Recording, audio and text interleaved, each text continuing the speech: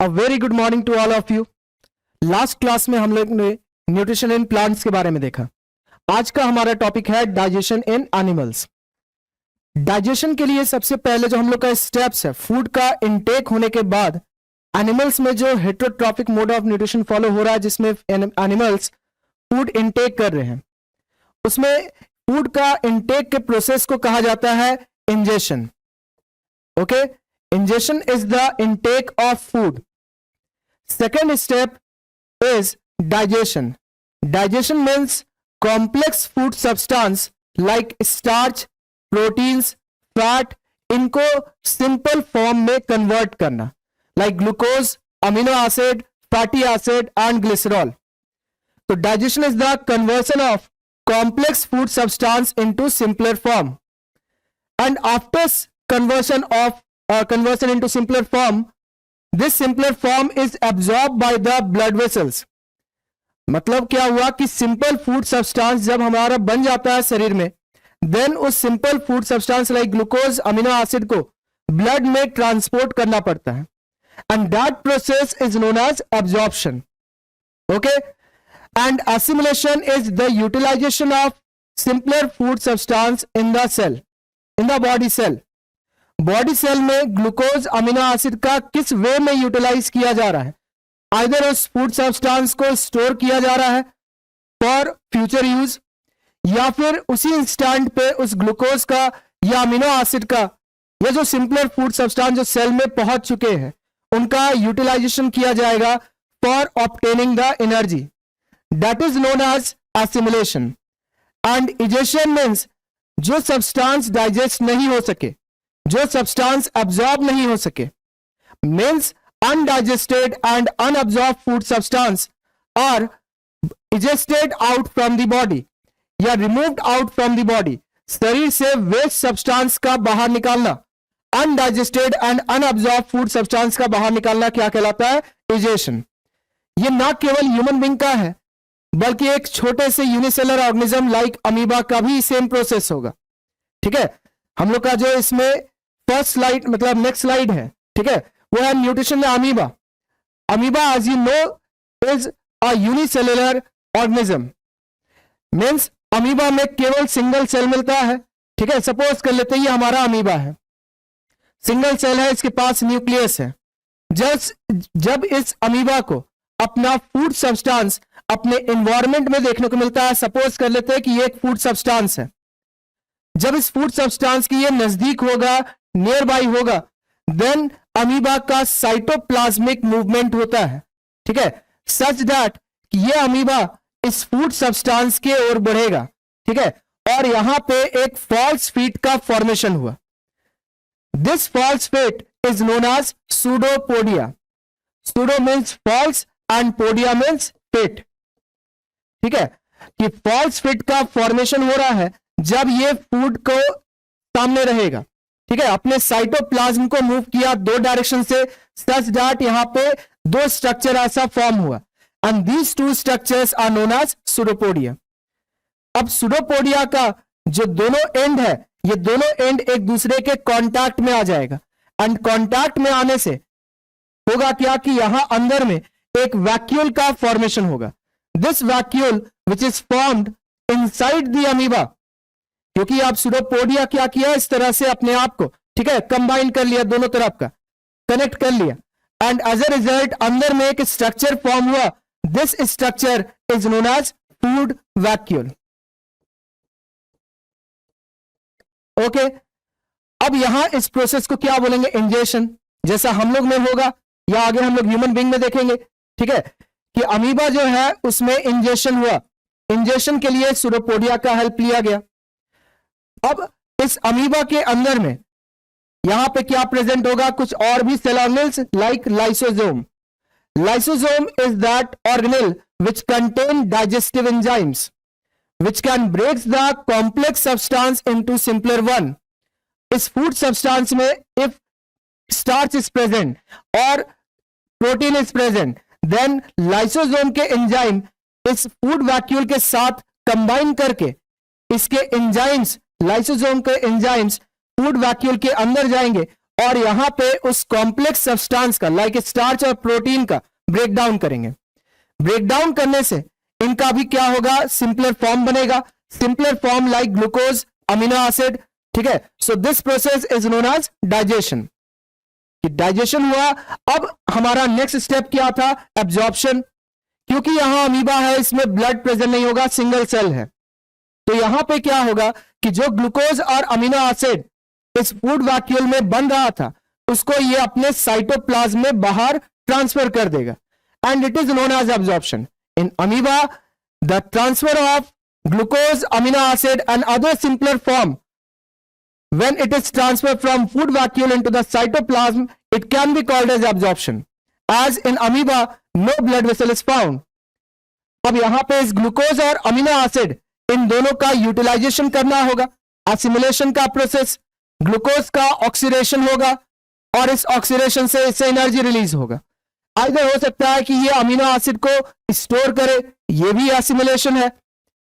And जो food vacuole में कुछ ऐसे सब्सटेंस है जिसका डाइजेशन नहीं हुआ, अनडाइजेस्टेड, या फूड वैक्यूल के बाहर जो सब्सटेंस एब्जॉर्ब नहीं हो पाए, जिनका शरीर में कोई यूज नहीं है, उन सब्सटेंस को यह अमीबा क्या करेगा कि अपने फूड वैक्यूल को या उस सब्सटेंस को जो अपना वेस्ट मटेरियल को इस फूड वैक्यूल में अब रखा है, इसको ये बॉडी के सेल मेम्ब्रेन मतलब यहां पे इसका एक ही सिंगल सेल है, and outermost covering of the cell is known as cell membrane, और इस सेल मेम्ब्रेन के साथ वैक्यूल कंबाइन करेगा, एंड कंबाइन होने के बाद उसका किसी एक पोर्शन से, ठीक है, जिस जगह से ये कनेक्ट हुआ उस जगह से ये क्या करेगा, वेस्ट मटेरियल को बाहर इजेस्ट कर दिया। तो अमीबा के केस में भी पहले हुआ ingestion, then digestion, then absorption and assimilation and lastly egestion. Clear है कि अमीबा का एक सिंपल सा क्वेश्चन आता है बोर्ड में कि how do amoeba takes its food and perform digestion. तो हमारा एक सिंपल सा, जब भी हम लोग का ये क्वेश्चन रहे तो डायग्राम से रिप्रेजेंट जरूर करना है। डायग्राम यहां पे हम लोग को रिप्रेजेंट करना होगा, यहां पे बताना होगा, सिंपल, ज्यादा स्टेटमेंट, ज्यादा लाइन नहीं बनाना है। Simply by the help of pseudopodia amoeba takes its food and inside the food vacuole by the help of lysosome enzymes, food is digested and absorbed into the body cell, into the amoeba cell, and after that this glucose and amino acid are utilized either to store it or to obtain energy from it, and undigested and unabsorbed food substance are removed out from the cell. Clear? and diagram तो बताना ही है, diagram तो बना के represent करना ही होगा। Clear है यहां तक? ठीक है, आते हैं हम लोग अपने नेक्स्ट स्लाइड में। हमारा है अब topic human digestive system. Human digestive system में दो पार्ट आएगा, पहला हम लोग का एलिमेंट्री कैनाल एंड दूसरा उनसे एसोसिएटेड ग्लैंड्स। एलिमेंट्री कैनाल का स्टार्टिंग कहां से होगा, तो माउथ। माउथ क्या है, व्हाट इज माउथ? तो mouth is an opening of buccal cavity which is bounded by lips. ये वो पोर्शन है, ठीक है, ये ओपनिंग है जिससे फूड का इंटेक किया जाएगा, एंड फूड जो अंदर जा रहा है इस कैविटी को हम लोग कहेंगे बकल कैविटी। ओके, एंड इस माउथ से लेकर एनस तक का जो पैसेज है, ट्रैक्ट है, दैट मींस एनस क्या होता है, anus is the last opening of alimentary canal. Anus वो पोर्शन है जिससे अनडाइजेस्टेड और अनअब्जॉर्ब फूड सब्सटेंस रिमूव होगा। मतलब हमारा एलिमेंट्री कैनाल एक ट्यूब है, जिस ट्यूब का ओपनिंग है माउथ एंड लास्ट ओपनिंग है anus, and this complete tube is known as alimentary canal. जब हमारा बॉडी में फूड इन एलिमेंट्री कैनाल से पास करता है, देन एसोसिएटेड ग्लैंड्स, ये एसोसिएटेड ग्लैंड कुछ एंजाइम्स रिलीज करेंगे और उन एंजाइम के मदद से फूड सब्सटेंस का डिफरेंट प्लेस पे डाइजेशन होगा। क्लियर है? जैसे इस डायग्राम में हम लोग देख सकते हैं माउथ के बाद हम लोग का बकल कैविटी है, ठीक है, और इस जगह पे कुछ एसोसिएटेड ग्लैंड का नाम दिया है, ठीक है। एसोसिएटेड ग्लैंड में जो नाम यहां पे वो है salivary gland, and then oesophagus which can also be called as food pipe. Oesophagus को हम लोग एक और नाम से जानते हैं, food pipe. Okay, and then हम लोग को मिलेगा स्टमक, ठीक है, जिसका शेप मोर और लेस जे शेप होता है, एंड आफ्टर स्टमक हम लोग को मिलेगा स्मॉल इंटेस्टाइन।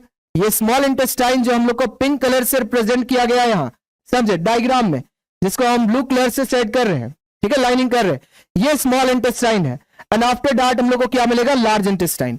इसके अलावा जो ये लिवर, पैनक्रियाज और गॉल ब्लैडर है, ये सभी एसोसिएटेड ग्लैंड से रिलेटेड है, ठीक है।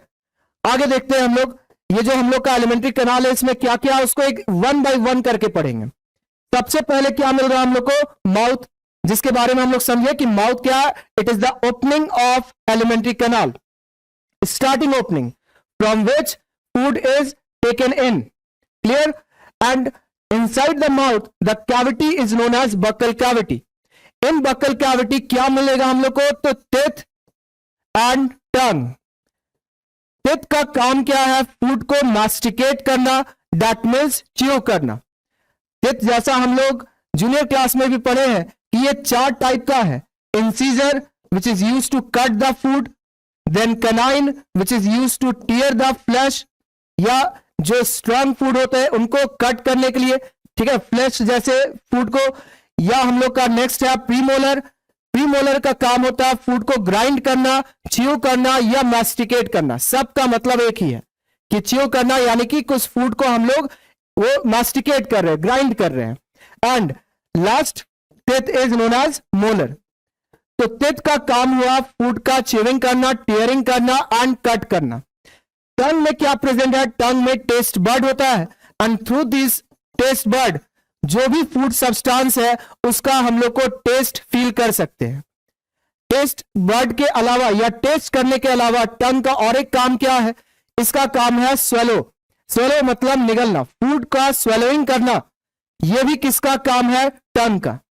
हमारे माउथ में मींस बक्कल कैविटी में सलाइवरी ग्लैंड का सिक्रेशन रिलीज होगा which is known as saliva, and saliva को फूड के साथ थॉरोली मिक्स करना, यह भी काम किसका है, टंग का। तो टंग का 3 काम बताया गया। First, it helps to taste the food, second, it is used to swallow the food, and third one, it is used to mix the saliva along with the food, clear. Next हम लोग का pharynx. जब food को हम लोग मास्टिकेट and swallow कर लेते हैं, मास्टिकेट मींस चबा लिया गया एंड देन स्वेलो मतलब निगल लिया गया, देन फूड एक पैसेज में आएगा which is short portion known as pharynx. Pharynx is the common passage for food and air, that means buccal cavity का ओपनिंग और जो नसल कैविटी है दैट मीन्स नोज का कैविटी जहां से एयर एंटर करता है, ठीक है, ये दोनों कैविटी का ओपनिंग अंदर जाकर के एक पैसेज में ओपन होता है which is known as pharynx. इस फेरिंग्स से फूड पास होगा कहां, इसोफेगस में, एंड एयर जो है वो फेरिंग्स से पास होगा हम लोग के विंड पाइप में। मींस फूड जा रहा है फूड पाइप में और विंड जो है, एयर जो है वो विंड पाइप में जाएगा, क्लियर है। अब यहां पे ये प्रॉब्लम आ सकता है कि हम लोग का फूड पाइप, ठीक है, सपोज कर लेते हैं ये हम लोग का इसोफेगस है और इसके जस्ट बगल में हमारा क्या है, विंड पाइप है। अब यहां पे हम लोग का इसके ऊपर मिल गया फेरिंग्स।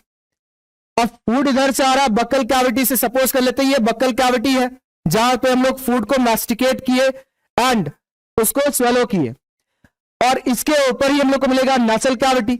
नसल कैविटी से air and food, buccal cavity से फूड, ये दोनों फेरिंग्स में आया। अब फेरिंग्स में हो सकता है कि ऐसा भी केस बन जाए कि बक्कल कैविटी में जो फूड जो पास होकर के फेरिंग्स में आया था वो बाय मिस्टेक विंड पाइप में एंटर कर जाए, एंड टू प्रिवेंट दिस यहां पे क्या प्रेजेंट होगा, तो epiglottis. Epiglottis is cartilaginous flap like structure, it is cartilaginous cap like structure, cartilage का बना हुआ कैप लाइक स्ट्रक्चर है जो कि फूड को बाय मिस्टेक अगर विंड पाइप में वो जाना भी चाहे तो एपिग्लॉटिस को प्रिवेंट करेगा, एंड ये फूड जो है वो मूव करते हुए कहां आ जाएगा, तो फूड पाइप में, दैट मीन्स इसोफेगस में, क्लियर है, ठीक है। इसोफेगस में जब फूड एंटर करता है, नेक्स्ट हम लोग का क्या है, oesophagus, food pipe. Food pipe में जब फूड एंटर करेगा, क्योंकि ये इसोफेगस स्मूथ मसल से बना हुआ है और हो सकता है कि जो फूड आ रहा है उसका साइज, उसका डायमीटर इस इसोफेगस के डायमीटर से बड़ा हो, तो वैसे केस में तो प्रॉब्लम हो जाएगा कि और इसोफेगस रिजिड हो, इसलिए इसोफेगस सॉफ्ट होता है, जिस वजह से जब इसोफेगस में फूड पाइप में ये फूड एंटर करता है तो यहां पे ऐसा ये स्वेलिंग होगा, एंड देन यहां पे एक मूवमेंट होगा which is known as peristaltic movement. Peristaltic movement में इसका मतलब क्या होता है, जिसमें हम लोग रिदमिक कॉन्ट्रैक्शन एंड रिलैक्सेशन करवाते हैं। रिदमिक कॉन्ट्रैक्शन एंड रिलैक्सेशन का मतलब फर्स्ट इस जगह से हम लोग कॉन्ट्रैक्शन किए, देन यहां पे रिलैक्सेशन किया गया। इधर से कॉन्ट्रैक्शन मतलब इधर से हम लोग इसको ऐसा पुश किए, ठीक है, जिस वजह से फूड नीचे की ओर जाएगा, नीचे रिलैक्स हो रहा है, इस वजह से फूड को और फैसिलिटेट करने को मिल रहा है कि वो इजीली नीचे जा सके। अब कुछ समय के बाद फूड जो है वो नीचे आ गया, ठीक है। अब इसी को हम लोग यहां पे बना लेते हैं कि जब फूड नीचे आ गया, ठीक है, तो हम लोग क्या देखने को मिलेगा, फूड यहां पे है, जो काम इस जगह पे हो रहा था, अब कॉन्ट्रैक्शन इस जगह पे होगा, रिलैक्सेशन इस जगह पे होगा, सेम चीज होगा, एंड फूड जो है वो एंटर करेगा कहां पे, हमारे स्टमक में, ठीक है, जिसका शेप क्या बताया गया था, जे शेप। आप हम लोग स्टमक के अंदर कि स्टमक में क्या प्रेजेंट है, इसका शेप जो बताया गया था, जे शेप स्टमक, ठीक है। इस स्टमक का वॉल काफी ज्यादा थिक होता है, ठीक है। इस थिकनिंग का वजह है कि यहां पे कुछ ग्लैंड्स मिलता है जिसका नाम है गैस्ट्रिक ग्लैंड। इसको भी आगे हम लोग पढ़ेंगे। गैस्ट्रिक ग्लैंड से एक सब्सटेंस निकलेगा which is known as mucus, और म्यूकस का एक थिक लाइनिंग इस जगह पे प्रेजेंट है। इस म्यूकस का काम क्या है, म्यूकस का काम है कि इस गैस्ट्रिक ग्लैंड, जो अभी हम नाम लिए gastric gland, which is an associated gland which is present in our stomach, इस गैस्ट्रिक ग्लैंड का एक सिक्रेशन होता है म्यूकस, एक सिक्रेशन होता है HCl, और भी सिक्रेशन है जो आगे हम लोग देखेंगे। HCl है एक acid, hydrochloric acid, and to prevent the stomach wall from the action of HCl, mucus is present along the wall of stomach।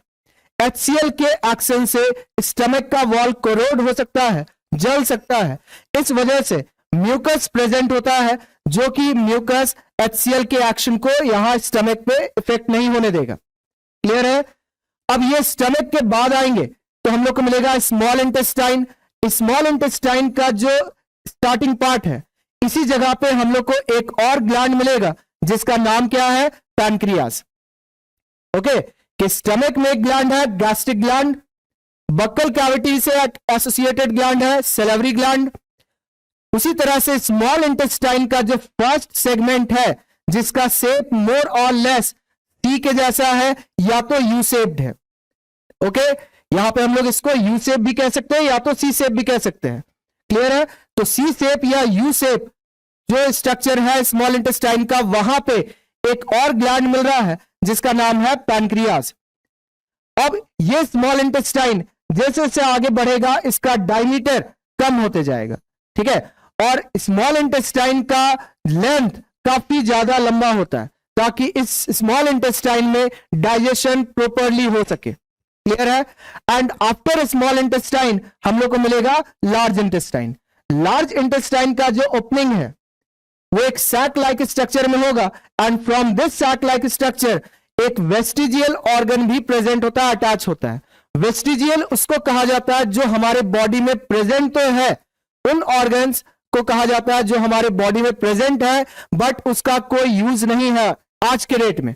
पहले के कभी समय में एंसेस्ट्रल केस में, एंसेस्ट्रल ह्यूमन बीइंग में उस या जो भी हम लोग के बॉडी में वो स्ट्रक्चर प्रेजेंट था उसका काम था, लेकिन आज के डेट में वो काम नहीं है।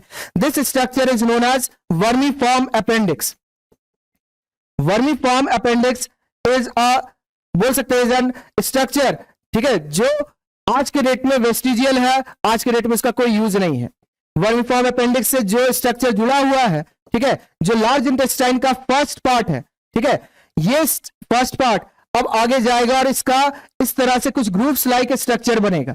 एंड ये स्ट्रक्चर पहले अभी हम लोग का ऊपर की ओर मूव किया, असेंड किया, देन ये अब हम लोग का ट्रांसवर्स एक्सिस में मूव करेगा। ट्रांसवर्स मतलब हॉरिजेंटल, हॉरिजेंटल वे में मूव किया, एंड देन ये तुम्हारा डिसेंड करेगा, ठीक है, डिसेंड किया, एंड लास्ट पार्ट हम लोग का ऐसा स्वेल पार्ट रहेगा जिसको कहा जाता है रेक्टम।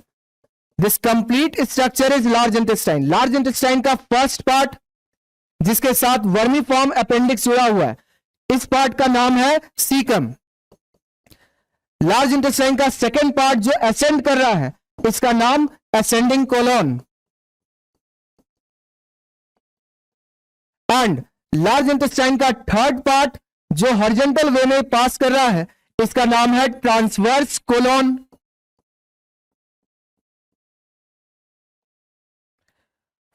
पार्ट, इसका नाम है डिसेंडिंग कोलोन।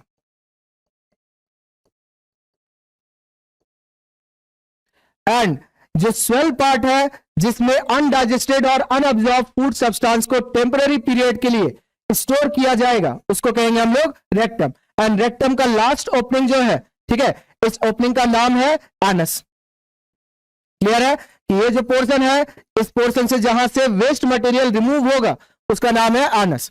तो ये हो गया हम लोग का complete elementary canal, starting from mouth, mouth के बाद मिला बकल कैविटी, बकल कैविटी में टेथ एंड टंग, एंड जहां से फूड जो है वो मास्टिकेट करके, च्यू करके हम लोग उसको टंग के मदद से स्वेलो करेंगे, एंड वो पास हो गया फेरिंग्स में। फेरिंग्स में जब फूड आएगा तो एपिग्लॉटिस के मदद से विंड पाइप में नहीं जाएगा, वो डायरेक्टली किसमें आएगा, फूड पाइप में, दैट मींस इसोफेगस। इसोफेगस में एक मूवमेंट हुआ which is known as peristaltic movement. Peristaltic movement means rhythmic contraction and relaxation of alimentary canal, जिसके वजह से एलिमेंट्री कैनाल में जो सब्सटेंसेस है वो पास करते हैं आगे की ओर, फॉरवर्ड की ओर मूव करेंगे। एंड इसोफेगस के बाद फूड एंटर करता है स्टमक में।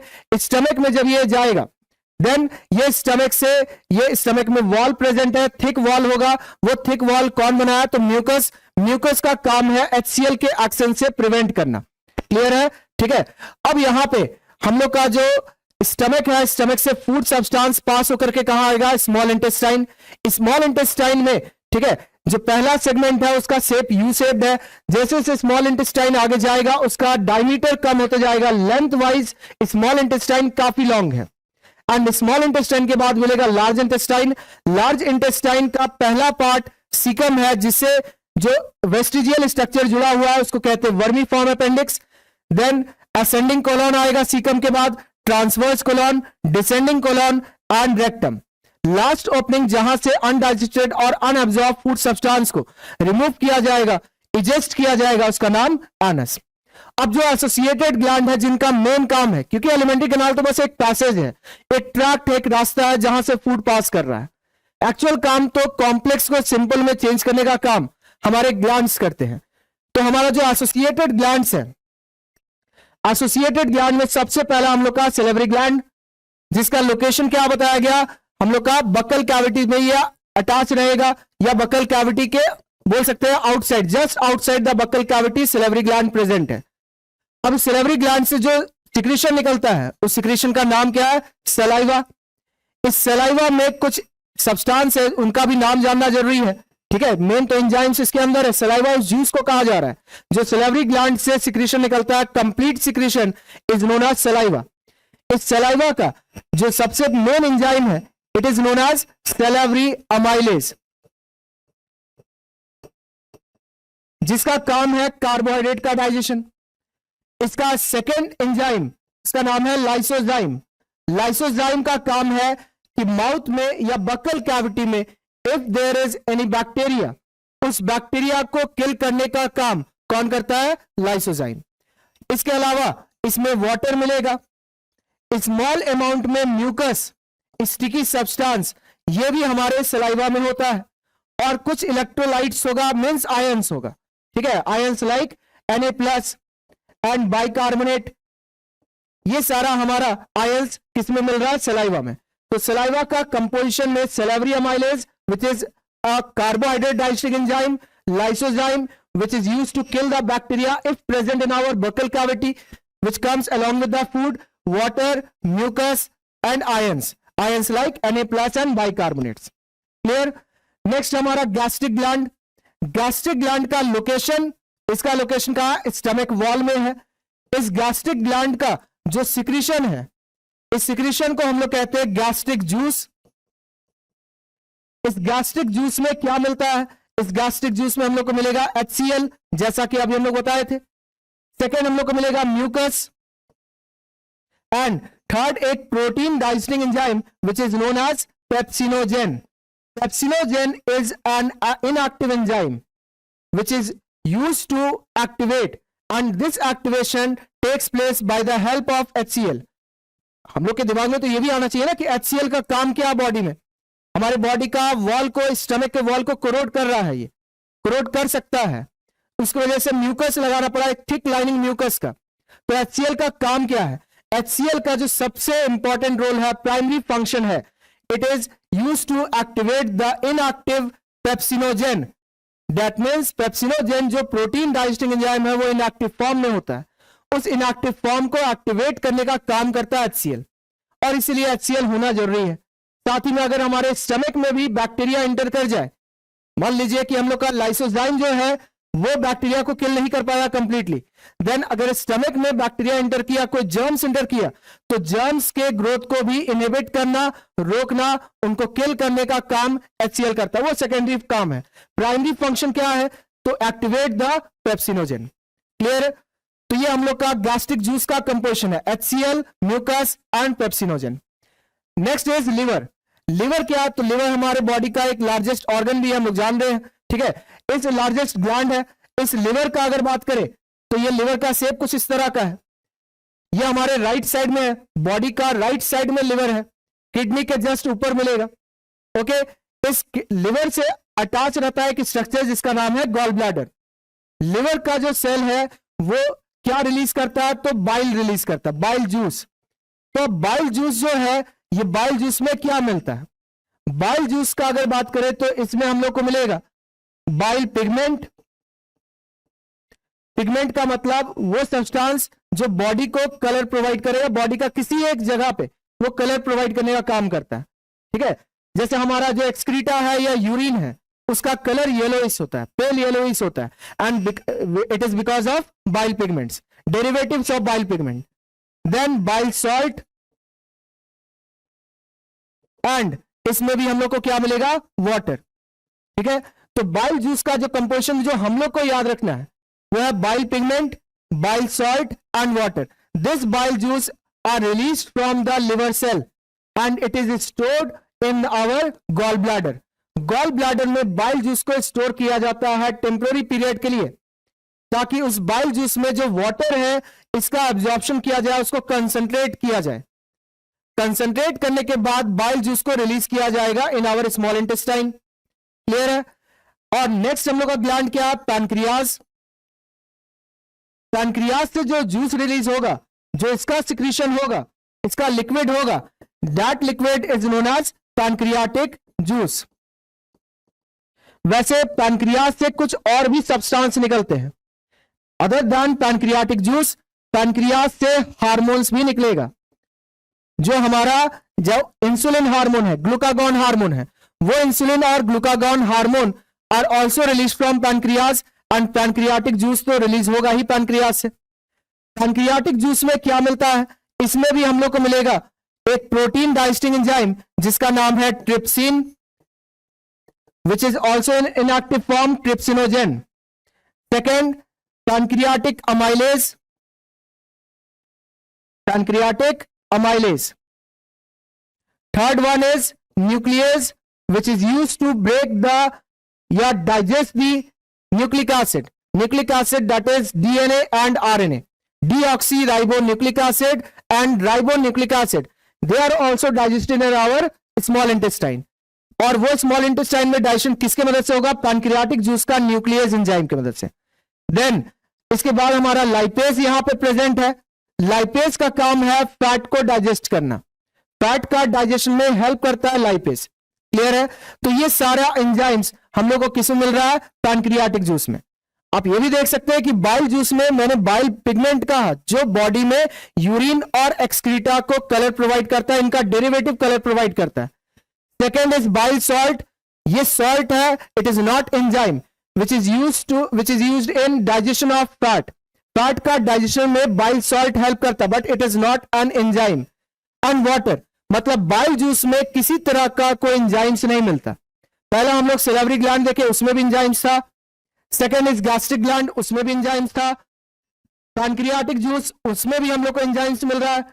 एंड बाइल जूस जो है उसमें एंजाइम्स नहीं मिलता। तो ये भी इंपॉर्टेंट लाइन है और याद रखना है कि bile juice do not contain any enzyme, any digestive enzyme. Clear है? And last gland is intestinal gland. Intestinal gland, इस इंटेस्टिनल ग्लैंड का लोकेशन है स्मॉल इंटेस्टाइन का वॉल में। स्मॉल इंटेस्टाइन का वॉल में इंटेस्टिनल ग्लैंड लोकेटेड है, और इसका जो जूस है उस जूस को कहा जाता है intestinal juice. Intestinal juice. Intestinal juice का जो सिक्रीशन है, जो इसमें एंजाइम्स मिलेगा, वो हम लोग को इसमें मिलता है माल्टेज। इसके अलावा यहां मिलेगा हम लोग को सुक्रेज, लैक्टेज, जिनका फंक्शन हम लोग कार्बोहाइड्रेट का डाइजेशन में देखेंगे। सभी कार्बोहाइड्रेट पे ही एक्ट करेगा, आइदर माल्टेज हो, सुक्रेज है या लैक्टेज है, they are carbohydrate digesting enzyme. Clear. Then इसमें हम लोग को मिलेगा लाइपेज, क्योंकि लाइपेज फैट को डाइजेस्ट करता है और फैट का डाइजेशन बहुत इजीली नहीं हो पाता, तो लाइपेज फर्स्ट पैनक्रियाटिक जूस में भी है, and lipase is also present in our intestinal juice. Clear. And then इसमें हम लोग को कुछ प्रोटीन डाइजेस्टिंग एंजाइम मिलेगा, ठीक है, लाइक यहां पे हम लोग को इरिप्सिन मिलेगा, ठीक है, या हम लोग बोलेंगे इसको protein digesting enzyme, protein digesting enzyme. Clear. तो ये हो गया हमारा पांचों एसोसिएटेड ग्लैंड के बारे में। First one is salivary gland, जिसका मेन एंजाइम है salivary amylase.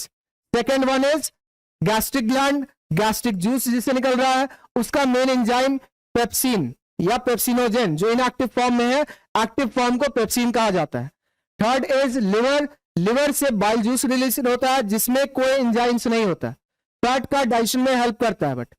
Then pancreas, pancreas का पैनक्रियाटिक जूस, उससे जो एंजाइम निकलेगा, ठीक है, प्रोटीन को भी डाइजेस्ट करता है, फैट को भी डाइजेस्ट करता है, न्यूक्लिक एसिड को भी डाइजेस्ट करता है, एंड कार्बोहाइड्रेट को भी डाइजेस्ट करता है। इसलिए पैनक्रियाटिक जूस को हम लोग कंप्लीट डाइजेस्टिव जूस कह सकते हैं, क्योंकि ये सभी तरह के न्यूट्रिएंट को डाइजेस्ट कर रहा है। एंड देन इंटेस्टिनल ग्लैंड, इससे निकला इंटेस्टिनल जूस, ठीक है, which acts on carbohydrate, lipids and proteins. Clear. अब आ जाते हैं हम लोग स्टेप वाइज कि जो हमारा कार्बोहाइड्रेट है, जैसे हम लोग कार्बोहाइड्रेट में स्टार्च कंज्यूम किए, स्टार्च का इंजेक्शन किए, उस स्टार्च को कैसे डाइजेस्ट किया जाएगा, कैसे इसको सिंपल फॉर्म में चेंज किया जाएगा, ठीक है, तो उसका हम लोग देखते हैं कि digestion of carbohydrate like starch कहां से स्टार्ट होगा। स्टार्टिंग होगा स्टार्च का digestion in our buccal cavity by the help of an enzyme salivary amylase, which is the enzyme of which gland? It is the enzyme of salivary gland. Amylase का काम होता है starch को break करके maltose में change करना। तो अब सवाल पूछा गया माल्टोज क्या होता है? स्टार्च जो है वो ग्लूकोज का पॉलीमर है, बहुत सारे ग्लूकोज मिल करके स्टार्च बनाते हैं, एंड माल्टोज जो है इसमें केवल 2 ग्लूकोज है, यानी कि starch is the polymer of glucose and maltose is the dimer of glucose. तो स्टार्च को माल्टोज में कन्वर्ट करने में हेल्प कौन करता है? Salivary amylase. But this digestion, जो ये डाइजेशन हो रहा है, इट इज ओनली 30%। 30% ही यहां पे क्या होगा? डाइजेशन। ठीक है, स्टार्च का केवल 30% डाइजेशन कहां होता है? हम लोग का बकल कैविटी में, एंड दिस 70% हमारे माउथ से बकल कैविटी से होते हुए वो आगे चला जाएगा। क्लियर है? अब जब माल्टोज है, इस माल्टोज को, ये भी माल्टोज हम लोग को आगे पहुंचाना है। एक तो हम लोग का 70% स्टार्च बचा हुआ है, रिमेनिंग 70% स्टार्च एंड 30% माल्टोज, ये हमारा एलिमेंट्री कैनाल से पास होते हुए पहुंचेगा इसोफेगस, इसोफेगस से देन स्टमक। इसोफेगस में कोई डाइजेस्टिव ग्लैंड नहीं है, so there is no digestion takes place in oesophagus. Stomach में जब ये कार्बोहाइड्रेट पहुंचेगा, 70% स्टार्च एंड 30% माल्टोज, स्टमक में कार्बोहाइड्रेट को डाइजेस्ट करने वाला एंजाइम नहीं मिलता, तो वहां पे भी स्टमक में भी हम लोग कोई डाइजेशन नहीं हुआ। देन ये इंटर किया स्मॉल इंटेस्टाइन। स्मॉल इंटेस्टाइन में पैनक्रियाटिक जूस, जो हम लोग का पैनक्रियाटिक जूस है वो रिलीज हो रहा है, एंड इन पैनक्रियाटिक जूस क्या प्रेजेंट है? तो pancreatic amylase which is used to digest this 70% starch. 70% starch जो है, इसका डाइजेशन, जो रिमेनिंग 70% था, इसका डाइजेशन किस एंजाइम की मदद से हो रहा है? Pancreatic amylase. और किस जगह पे होगा? तो स्मॉल इंटेस्टाइन। ठीक है, कि स्मॉल इंटेस्टाइन का फर्स्ट सेगमेंट हम लोग यहां पे वापस ड्रॉ कर लेते हैं। इसमें हम लोग का पैनक्रियाज अटैच है। ओके, यहां से पैनक्रियाटिक जूस निकला। पैनक्रियाटिक जूस जो है वो पैनक्रियाटिक अमाइलेज की मदद से इस 70% स्टार्च को डाइजेस्ट करके वापस क्या बनाएगा? तो maltose, and maltose is the dimer of glucose. अब हमारे पास 100% माल्टोज आ गया। 70% maltose which is formed in the small intestine and 30% maltose which is formed in our buccal cavity. Now this 100% maltose moves in other part of small intestine, जिसमें हम लोग बताए कि इसका diameter आगे जाते हुए छोटा होगा, ठीक है, डायमीटर का जो साइज है वो कम होते जाएगा। और इसी इंटेस्टाइन में हम लोग को इंटेस्टिनल ग्लैंड मिलता है। इंटेस्टिनल ग्लैंड का जैसा अभी हम लोग यहां पे पढ़ रहे थे, इंटेस्टिनल ग्लैंड में कुछ एंजाइम था माल्टेज। ये माल्टेज का काम है कि जो इंटेस्टाइन का आगे वाले पार्ट में, ठीक है, फॉरवर्ड वाले पार्ट में जो माल्टोज आ रहा है, 70% this maltose and 30% this maltose, they are digested by the enzyme maltase. Maltase की मदद से दोनों ही तरह का maltose 70 and this 30% maltose is converted into glucose. That means ये जो डाइमर था उसको मोनोमर में कन्वर्ट कर दिया गया। देन हम लोग कहेंगे स्टार्च का डाइजेशन कंप्लीट हुआ। Starch is the polymer of glucose and the end product is the monomer which is glucose. Clear है? तो इस तरह से हम लोग का कार्बोहाइड्रेट का डाइजेशन हुआ। क्लियर हुआ? हम लोग का कार्बोहाइड्रेट में एक और नाम आता है lactose. Lactose is the milk sugar. Milk में मिलने वाला कार्बोहाइड्रेट का नाम है लैक्टोज। जब हम लोग मिल्क कंज्यूम करते हैं, देन उस मिल्क का जो लैक्टोज है वो हमारे बक्कल कैविटी से होते हुए इसोफेगस, स्टमक, इन जगह पे पास होगा। यहां पे उसका डाइजेशन नहीं होगा। जब वो स्मॉल इंटेस्टाइन का फर्स्ट सेगमेंट में आएगा तो भी डाइजेशन नहीं होगा। लेकिन जो आगे वाला सेगमेंट है स्मॉल इंटेस्टाइन का, इंटेस्टिनल ग्लैंड भी यहीं पे लोकेटेड है। इंटेस्टिनल ग्लैंड जो यहां पे लोकेटेड है उसमें ही हम लोग को कौन सा एंजाइम मिला था? Lactase. Now this lactase will digest the milk sugar lactose and convert it into glucose and galactose। Lactose जो है वो ग्लूकोज या गैलेक्टोज से बना हुआ है। जैसे हम लोग का माल्टोज केवल ग्लूकोज से बना हुआ, दोनों यूनिट ग्लूकोज का है, बट लैक्टोज इज द, बोल सकते हैं कि ये स्ट्रक्चर है which is form by the glucose and galactose.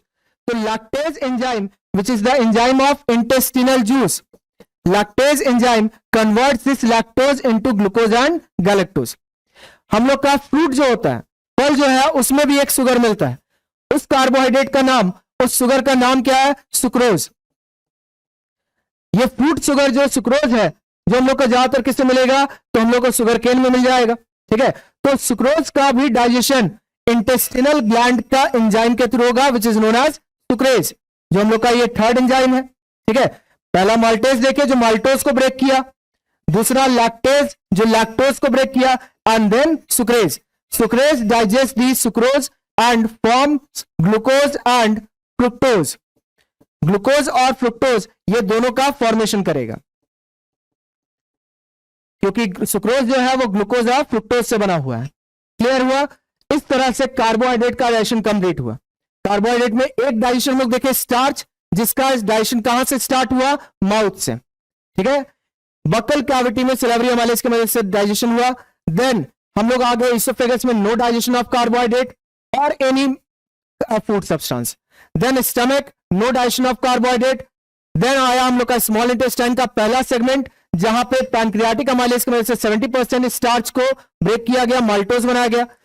और उसके बाद फिर हमारा आया इंटेस्टिनल ग्लैंड का enzyme sucrase, maltase and lactase. Sucrase digest the fruit sugar sucrose, lactase digest the milk sugar which is known as lactose, and maltase digests the maltose which is coming from our small intestine का first segment and buccal cavity. Clear? By this way digestion of carbohydrate is completed. Moving to the next slide which is digestion of protein. Protein का भी digestion अगर हम लोग start करें तो protein का भी डाइजेशन माउथ से नहीं होता। प्रोटीन का डाइजेशन माउथ या बकल कैविटी में नहीं है।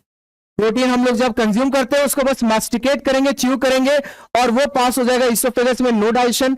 स्टमक में जब ये प्रोटीन पहुंचेगा तो by the action of pepsinogen और by the action of HCl, pepsinogen is converted इन।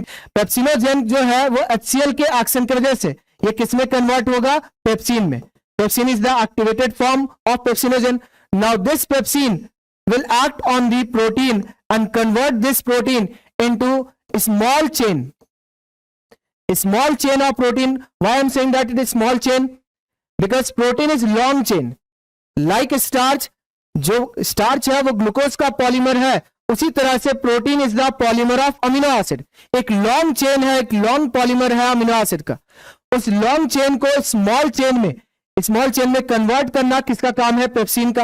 ये काम कहां हो रहा है? स्टमक में, क्योंकि पेप्सिन जो है वो किसका एंजाइम है? तो गैस्ट्रिक जूस का। देन पेप्सिन को एक्टिवेट कौन किया था? HCl। क्लियर है? ठीक है, HCl के एक्शन से पेप्सिनोजेन कन्वर्ट हुआ पेप्सिन में, and pepsin acts on the protein, और प्रोटीन का कन्वर्सन हुआ किसमें? स्मॉल चेन ऑफ प्रोटीन में। और ये काम हो कहां रहा? स्टमक में। Now this small chain of protein moves into the small intestine, first segment of small intestine, जहां पे कौन रिलीज किया जा रहा है? Pancreatic juice by the pancreas. और उसका एंजाइम कौन है? ट्रिप्सिन। ट्रिप्सिनोजेन एक्टिवेटेड फॉर्म नहीं था, इनएक्टिव फॉर्म था, but this inactive form trypsinogen is converted into trypsin, and इस ट्रिप्सिन की मदद से स्मॉल चेन जो है, ठीक है, फर्दर और भी स्मॉल चेन में कन्वर्ट होगा, very small chain. That means यहां पे फाइनल डाइजेशन नहीं होगा, अभी भी स्मॉल चेन बन रहा है। ठीक है, या हम लोग कह सकते हैं कि यहां अब हम लोग का दो अमीनो एसिड एक दूसरे से कनेक्टेड हो गए। क्लियर है?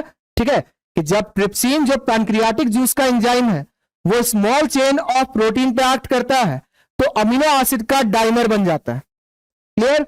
देन हमारा ये अमीनो एसिड का डाइमर मूव करेगा इंटेस्टाइन के आगे के पार्ट में, और वहां पे रिलीज हो रहा है ट्रिप्सिन या फिर डाइपेप्टाइडेज, जो इस अमीनो एसिड का डाइमर को ब्रेक करके फाइनली क्या बनाएगा? Amino acid. And by this way digestion of protein is completed. Digestion of protein starts in our stomach by the help of enzyme pepsin, and then कौन act कर रहा है? Trypsin, जो small chain को very small chain, that means amino acid का dimer में change किया। ये काम कहां हुआ? स्मॉल इंटेस्टाइन का पहला सेगमेंट, और स्मॉल इंटेस्टाइन का आगे के सेगमेंट में डाइपेप्टाइडेज एंजाइम की मदद से इस अमीनो एसिड के डाइमर को अमीनो एसिड में कन्वर्ट किया गया, and by this way protein का डाइजेशन कंप्लीट हुआ। क्लियर है? आगे हम लोग बढ़ते हैं। लास्ट हम लोग का डाइजेशन है डाइजेशन ऑफ फैट। फैट का डाइजेशन जो है, ठीक है, इसका शुरुआत कहां से होगा? तो हम लोग कहेंगे माउथ में नो डाइजेशन। देन हम लोग का oesophagus no digestion, as there is no gland present in our oesophagus which is used to digest the food substance. Then stomach में भी कोई डाइजेशन नहीं होगा। जब ये स्टमक से मूव करके पहुंचेगा कहां? स्मॉल इंटेस्टाइन का पहला सेगमेंट। तो पहले सेगमेंट में वहां पे एक जूस रिलीज हो रहा है जिसका नाम है बाइल जूस, क्योंकि अब तक इसी जूस का इस्तेमाल नहीं हुआ था। सेलेब्री जूस का या सलाइवा का इस्तेमाल हो गया, गैस्ट्रिक जूस का भी यूज हुआ, पैनक्रियाटिक जूस भी आया, इंटेस्टिनल जूस भी आया, बट बाइल जूस नहीं आया था। बाइल जूस स्पेशली किस पे एक्ट करेगा? फैट पे, क्योंकि फैट जो है ये वाटर इनसॉल्युबल है, एंड फैट जो है उसका मॉलिक्यूल काफी बड़ा होगा। ठीक है, यहां पे फैट का जो मॉलिक्यूल बड़ा है वो क्यों है? क्योंकि इसमें फैट के छोटे छोटे मॉलिक्यूल बस एक दूसरे से स्टिक रहते हैं, चिपके रहते हैं।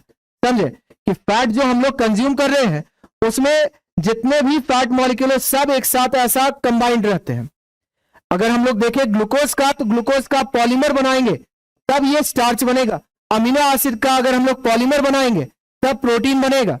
लेकिन अगर फैट का एक मॉलिक्यूल, दूसरा मॉलिक्यूल, तीसरा मॉलिक्यूल, ऐसा अगर बहुत सारे मॉलिक्यूल जोड़ते जाएंगे तो ये फैट का डाइजेशन करना है, और क्योंकि इसमें तो बहुत सारे स्मॉल फैट मॉलिक्यूल एक साथ जुड़े हुए हैं तो उसका डाइजेशन इजीली नहीं होगा क्योंकि ये वाटर इनसॉल्युबल है। इस वजह से बाइल जूस का बाइल सॉल्ट आकर के इस फैट मॉलिक्यूल के, सपोज कर लेते हैं हम लोग यहां पे, ठीक है, कि ये बाइल सॉल्ट है, बाइल सॉल्ट आकर के इसके चारों तरफ ऐसा लगना शुरू हो जाता है। ना केवल बाहर में, ये अंदर में भी लगना शुरू हो गया। चारों तरफ फैट के छोटे छोटे ग्लोब्यूल्स को बनाने का काम है इसका। कि बाइल सॉल्ट का काम क्या है? फैट का जो लार्ज ग्लोब्यूल है, जो लार्ज मॉलिक्यूल है इसका, उसको क्या करेगा? ये छोटे छोटे मॉलिक्यूल में ब्रेक कर देगा, एक दूसरे से बस अलग कर दे रहा है। यहां पे ग्लूकोज और ग्लूकोज के बीच में बॉन्ड प्रेजेंट है, उस बॉन्ड को ब्रेक करने का काम कर रहा है एंजाइम्स। अमीनो एसिड में भी हम लोग अमीनो एसिड के बीच में बॉन्ड है, उसको क्लीव कर रहा है एंजाइम्स। बट बाइल सॉल्ट का काम है एक दूसरे से जस्ट जो अटैच है, जस्ट जो स्टिक है, उन फैट मॉलिक्यूल को एक दूसरे से अलग करना। और जब ये अलग हो जाएगा, ठीक है, तब इस पे लाइपेज एंजाइम काम करेगा। Lipase which is present in our pancreatic juice as well as in our intestinal juice. Lipase तभी एक्ट करेगा जब इस लार्ज फैट ग्लोब्यूल को स्मॉल फैट ग्लोब्यूल्स में कन्वर्ट किया जाएगा. It is not digestion. Digestion का मतलब कॉम्प्लेक्स फूड को सिंपल फूड में चेंज करना, बट यहां पे ये कॉम्प्लेक्स स्ट्रक्चर इस वजह से बना है क्योंकि छोटे छोटे फैट ग्लोब्यूल्स एक दूसरे से स्टिक कर गए, वो एक साथ चिपक गए थे. उनको बस अलग करने का काम कौन करता है? Bile salt.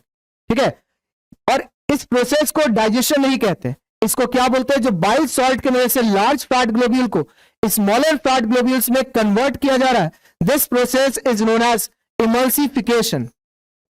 And after emulsification इस फैट के स्मॉलर ग्लोब्यूल्स का डाइजेशन होगा लाइपेज की मदद से, which is the enzyme of pancreatic juice as well as it is release from intestinal juice.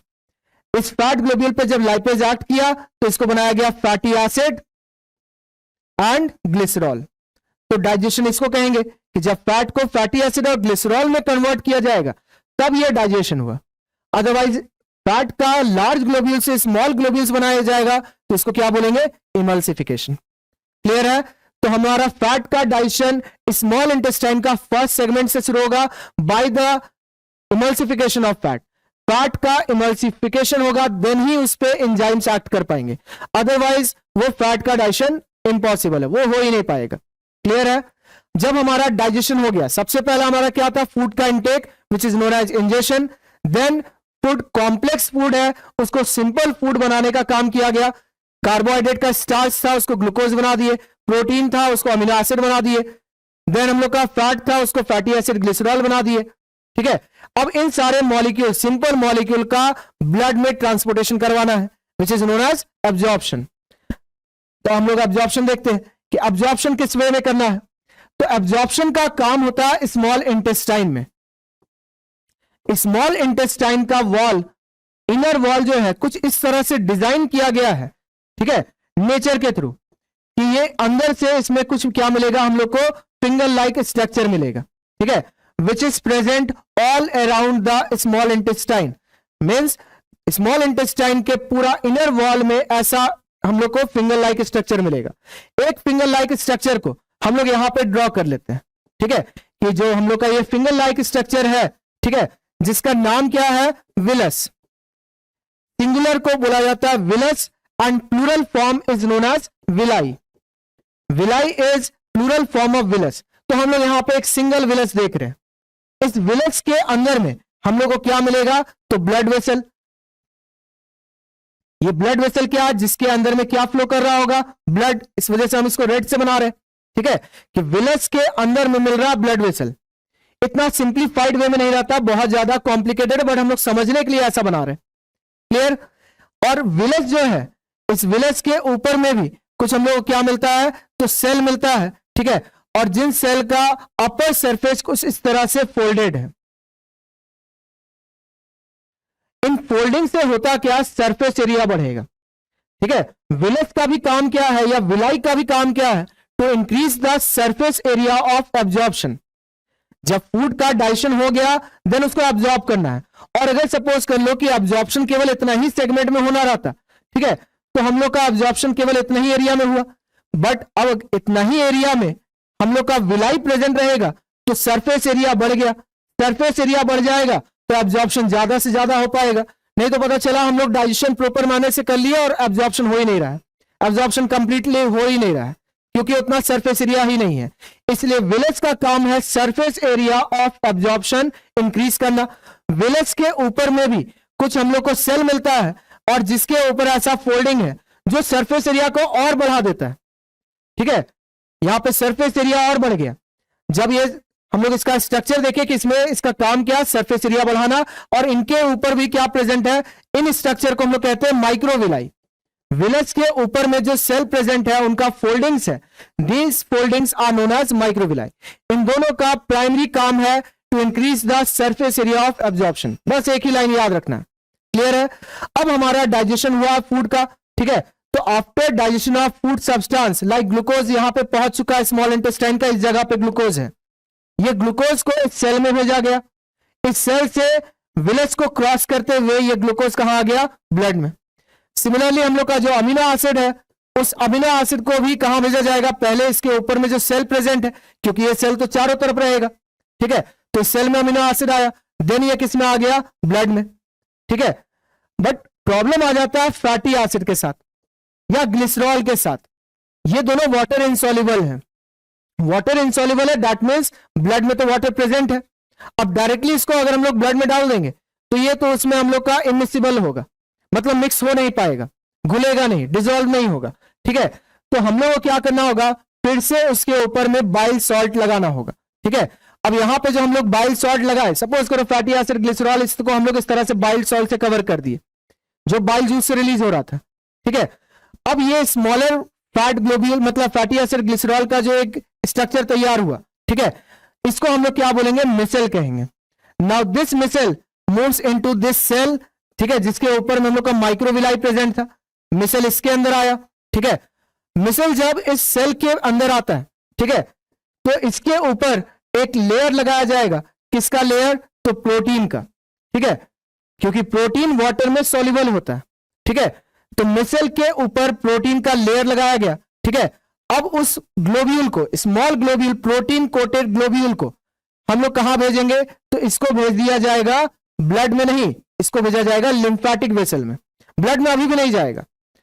मतलब फैट का एब्जॉर्प्शन सिंपल वे में नहीं होता, कार्बोहाइड्रेट का ग्लूकोज तो इजीली हो गया, अमीनो एसिड भी इजीली ब्लड में चला गया, बट फैट का फैटी एसिड और ग्लिसरॉल, इसको पहले बाइल सॉल्ट से कवर किया गया, मिसेल का फॉर्मेशन, देन मिसेल को सेल में भेजा गया जहां उसके ऊपर प्रोटीन कोट किया गया, प्रोटीन कोटिंग करने के बाद उसको हम लोग कहां पे भेज दिए, तो एक दूसरे ब्लड वेसल, एक दूसरे वेसल में, उस वेसल का नाम क्या है, लिम्फेटिक वेसल, ठीक है। लिम्फेटिक वेसल में क्या फ्लो करता है, लिम्फ, ठीक है। तो जो हम लोग का ये प्रोटीन कोटेड मिसल है, उस मिसल को कहां पे भेजा गया, लिम्फेटिक वेसल में, नॉट इन ब्लड वेसल।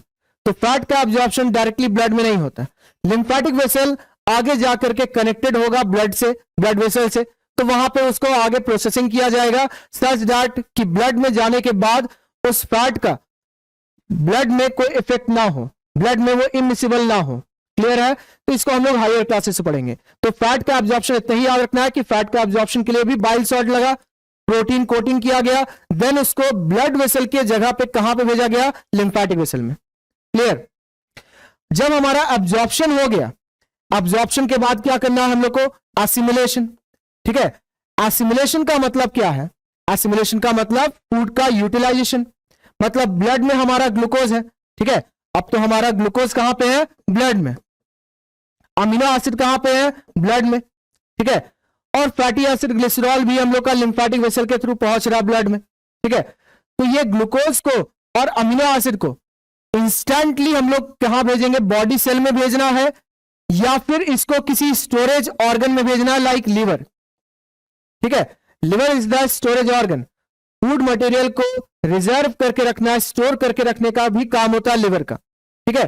तो आइदर इसको बॉडी सेल में ग्लूकोज को भेजा जाएगा या तो लिवर सेल में, सेम चीज अमीनो एसिड का भी, आइदर इसको हम लोग लिवर में भेजेंगे या तो इसको हम लोग बॉडी सेल में भेजेंगे, ठीक है। तो ये एसिमिलेशन है, जैसा जिसका रिक्वायरमेंट होगा, बॉडी में एनर्जी का ज्यादा उस वक्त रिक्वायरमेंट नहीं है तो हम लोग ज्यादातर ग्लूकोज को कहां भेज देंगे, लिवर में, वहां स्टोर करने के लिए। लेकिन जब स्टोर होगा तो ग्लूकोज को लिवर में कन्वर्ट किया जाएगा, ठीक है, किसमें कन्वर्ट किया जाएगा, तो ग्लाइकोजन, एक एडिशनल नया मॉलिक्यूल बना ग्लाइकोजन, ठीक है।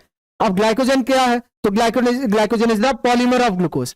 मतलब क्या हुआ कि हम लोग एक ग्लूकोज को स्टोर नहीं करेंगे, जब स्टोर करेंगे तो ग्लूकोज का पॉलीमर स्टोर करेंगे, एंड ग्लूकोज का polymer which is stored in our liver is known as glycogen.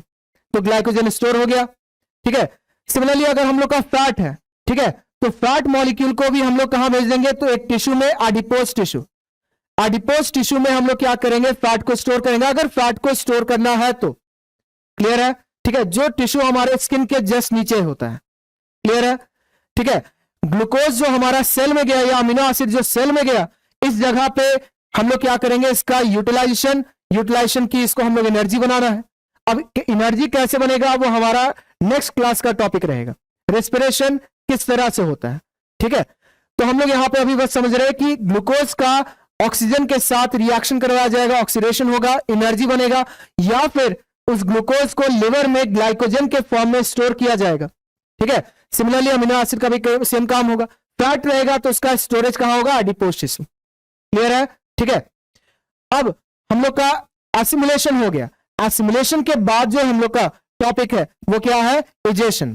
ठीक है, इजेशन का मतलब क्या है कि हमारा डाइजेशन प्रॉपरली हुआ, एब्जॉर्प्शन भी हुआ, एसिमिलेशन भी हुआ। बट कुछ ऐसे सब्सटेंस होते हैं जिसको हम लोग डाइजेस्ट नहीं कर सकते, जिसको हम लोग एब्जॉर्ब नहीं कर सकते। फॉर एग्जाम्पल, जितने वेजिटेबल्स हैं, वेजिटेबल का जो पिल्स होता है, पोटैटो पिल्स, ठीक है, वो पिल्स किससे बना रहता है? सेलुलोज से। एंड सेलुलोज का डाइजेशन ह्यूमन बॉडी में पॉसिबल नहीं है। तो हम लोग जो वेजिटेबल पिल्स कंज्यूम करते हैं वो सेलुलोज, ये सेलुलोज जस्ट हमारे एलिमेंट्री कैनाल से पास होते रहता है, इसका डाइजेशन होगा ही नहीं। तो फिर कहेंगे कि हम लोग को सेलुलोज कंज्यूम क्यों करना है? क्योंकि ये हमारे बॉडी का एलिमेंट्री कैनाल को क्लीन करने का काम करता है, ये रफेज का काम करेगा, फाइबर का काम करेगा। ठीक है, दैट मीन्स सेलुलोज का भी बॉडी में काम है, ह्यूमन बॉडी में, भले इसका डाइजेशन नहीं हुआ, लेकिन हमारे एलिमेंट्री कैनाल को साफ करने का काम, क्लीन करने का काम सेलुलोज लाइक सब्सटेंस करते हैं। ठीक है, और जब इसका काम हो जाता है तो ये रेक्टम में स्टोर हो गया। ठीक है, ऐसा और भी सब्सटेंसेज है जिसका डाइजेशन नहीं होता। ठीक है, मतलब अनडाइजेस्टेड सब्सटेंस, ऐसे कुछ और भी सब्सटेंस है जिसका एब्जॉर्प्शन नहीं होता, मतलब unabsorbed substance. This undigested and unabsorbed substance are known as excreta which is stored in our rectum। इस excreta को हम लोग feces भी कह सकते हैं। ठीक है, तो feces या excreta अनडाइजेस्टेड और अनअब्जॉर्ब फूड सब्सटेंस है जो हमारे लार्ज इंटेस्टाइन में जैसे पास होते जाएगा, क्योंकि लार्ज इंटेस्टाइन में जब जा रही है तो वाटर भी इसमें काफी ज्यादा रहेगा। ठीक है, तो हम लोग को वाटर एब्जॉर्ब भी करना होगा। ठीक है, सफिशियंट अमाउंट से वाटर अगर एब्जॉर्ब हो गया देन ये रेक्टम में स्टोर किया जाएगा। ठीक है, एंड इस undigested unabsorb substance along with appropriate amount of water जो हमारा इन सब्सटेंस को एक्सक्रीटा या फीसेस को इजीली बाहर आने में, इजेस्ट करने में हेल्प करे। ठीक है, तो तब तक इसको यहां पे स्टोर किया गया। जब हमारे सीएनएस से, मतलब सेंट्रल नर्वस सिस्टम से एक सिग्नल आएगा, ठीक है, ब्रेन और स्पाइनल कॉर्ड से सिग्नल आया कि हम लोग को इस एक्सक्रीटा या फीसेस को बॉडी से रिमूव करना है, तो ये आने से हम लोग बाहर निकाल देंगे। ठीक है, and this process is known as egestion. Clear है? ठीक है, तो ह्यूमन डाइजेस्टिव सिस्टम हम लोग का स्टार्ट कैसे हुआ? Ingestion, then digestion, digestion of various food substance by the help of enzymes जो कि हमारे एसोसिएटेड ग्लैंड से निकल रहे हैं। ठीक है, एंड देन हमारा एब्जॉर्प्शन हुआ। एब्जॉर्प्शन मींस ब्लड में glucose, amino acid and other food substance, simpler food substance का ट्रांसपोर्टेशन। एंड हम लोग का नेक्स्ट हुआ एसिमिलेशन। एसिमिलेशन का मतलब फूड का utilisation, either to store it or to obtain energy from it। Clear? And last topic is our digestion, that means removal of undigested and unabsorbed food substance। Clear? तो हमारा आज का topic इतना ही था। Next class में, ठीक है, हम लोग नेक्स्ट क्लास में क्या पढ़ेंगे? तो हम लोग रेस्पिरेशन पढ़ेंगे। रेस्पिरेशन मीन्स एक छोटा सा डिफिनेशन दे लेते हैं हम लोग कि रेस्पिरेशन का मतलब क्या होता है? फूड का ऑक्सीडेशन, फूड का ऑक्सीजन के प्रेजेंस में या फूड का ऑक्सीजन के एब्सेंस में ऑक्सीडेशन करवाने से एनर्जी रिलीज होता है, and this process is respiration. तो ब्रीथिंग क्या होता है? ब्रीथिंग मतलब हम लोग सांस लेना कहते हैं, रेस्पिरेशन का मतलब सांस लेना नहीं होता। अब यही चीज को हम लोग नेक्स्ट क्लास में पढ़ेंगे कि what is the difference between respiration and breathing. कोई दिक्कत यहां तक? चलिए आज के लिए हमारा टॉपिक, ठीक है, इतना ही था। Thank you.